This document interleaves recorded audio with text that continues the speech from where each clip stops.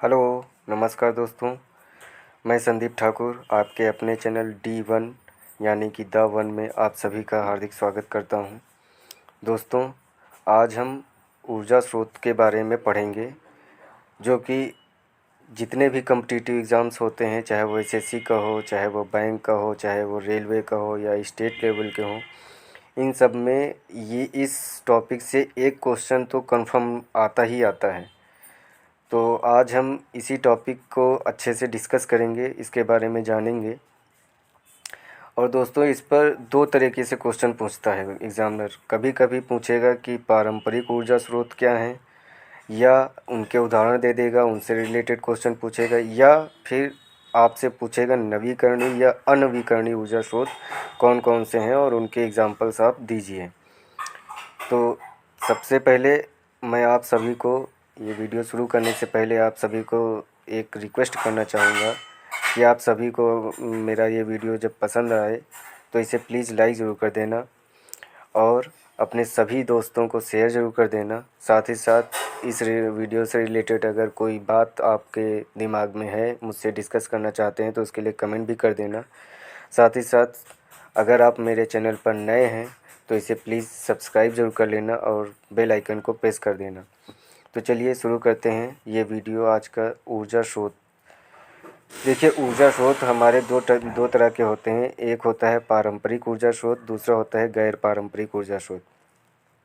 पारंपरिक ऊर्जा स्रोत को ही हम अनवीकरणीय ऊर्जा स्रोत कहते हैं और गैर पारंपरिक ऊर्जा स्रोत को हम नवीकरणीय ऊर्जा स्रोत कहते हैं। पारंपरिक ऊर्जा स्रोत जो है वो समाप्त होने वाली ऊर्जा होती है, कि मतलब ये कभी न कभी समाप्त ज़रूर हो जाएगी। और गैर गैर पारंपरिक जो कि है वो वैकल्पिक ऊर्जा के तौर पर हम उसका उपयोग करते हैं और ये कभी न समाप्त होने वाली ऊर्जा होती है। दूसरी भाषा में हम ऐसे समझते हैं कि अनवीकरणीय ऊर्जा उसे कहते हैं जिसको हम उपयोग करने के बाद बार बार नवीन ना कर सकें, मतलब नया ना कर सकें और उसे उपयोग में ना ला सकें, उसे हम अनवीकरणीय ऊर्जा कहते हैं। और नवीकरणीय ऊर्जा का मतलब है कि जिस ऊर्जा को हम बार बार उपयोग कर सकें, एक बार उपयोग कर लिया उसके बाद फिर हम उसका उपयोग कर सकें और जितनी बार हमें आवश्यकता हो उतनी बार हम उसका उपयोग कर सकें, तो उस टाइप की ऊर्जा को हम नवीकरणीय ऊर्जा कहेंगे। तो चलिए बारी बारी अब इनको भी जान लेते हैं। तो सबसे पहले हम अनवीकरणीय ऊर्जा यानी कि नॉन रिन्यूएबल एनर्जी के बारे में जानते हैं। देखिए, वैसी ऊर्जा स्रोत जिसका एक बार उपयोग करने के बाद दोबारा प्राप्त नहीं किया जा सके उसे अनवीकरणीय ऊर्जा कहते हैं, जैसे कि कोयला, पेट्रोलियम, लकड़ी आदि। तो इन एग्जांपल्स से आपको समझ में आ ही गया होगा कि जैसे कोयला को अगर हम एक बार यूज़ कर लें तो उसको दोबारा फिर हम यूज़ नहीं कर सकें। तो यानी कि ऐसी ऊर्जा जिसको हम दोबारा नवीन या नया ना बना सकें या नया ना कर सकें, उस टाइप की ऊर्जा को हम अनवीकरणीय ऊर्जा या पारंपरिक ऊर्जा कहेंगे। पारंपरिक क्यों कहेंगे? क्योंकि हमारी परंपरा से हमारे जो जितने भी पूर्वज रहे हैं मनुष्य के, तो आदिमानव काल से ही हम कोयले और लकड़ी का ये उपयोग करते आए हैं और पेट्रोलियम का भी बहुत सालों से हम लोग इसका उपयोग करते आए हैं। तो इसीलिए इसको हम पारंपरिक ऊर्जा भी बोलते हैं, कि मतलब ये ऊर्जा हमारी परंपरा से चली आ रही है। तो चलिए अब आगे देखते हैं। और दूसरी बात, हाँ, ये समाप्य ऊर्जा भी इसे हम इसलिए बोल सकते हैं क्योंकि ये कोयला, पेट्रोलियम, लकड़ी, ये कभी न कभी आपको भी पता है कि ये समाप्त ज़रूर होगी।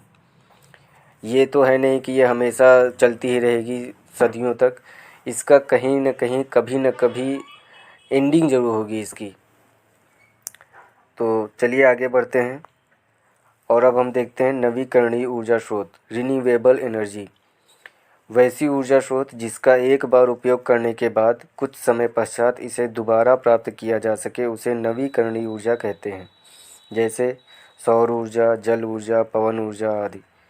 तो एग्जांपल्स देखकर आप समझ गए होंगे कि सौर ऊर्जा यानी कि सूर्य की ऊर्जा, जल ऊर्जा और पवन ऊर्जा ये ऐसी ऊर्जाएं हैं जो कभी भी ख़त्म नहीं होंगी।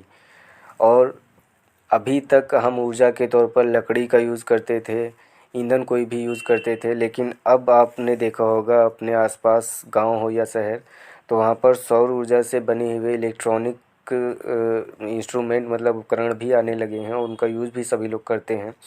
तो मतलब एक वैकल्पिक ऊर्जा के तौर पर हम इसका उपयोग करते हैं, इसीलिए नवीकरणीय ऊर्जा स्रोत को हम वैकल्पिक ऊर्जा स्रोत भी बोलते हैं।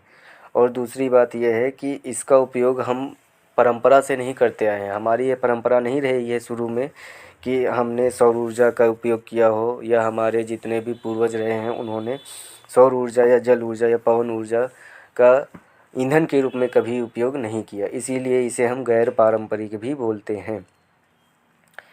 तो मैं आशा करता हूँ कि आप नवीकरणीय और अनवीकरणीय और पारंपरिक और गैर पारंपरिक ऊर्जाओं के बीच के अंतर को अच्छे से समझ गए होंगे। तो अगर आप सभी को मेरा यह वीडियो आज का पसंद आया है तो मैं फिर से आपसे रिक्वेस्ट करूँगा कि इसे लाइक कर दें और मेरे इस चैनल को सब्सक्राइब ज़रूर कर लें और अपने दोस्तों को शेयर भी कर दें।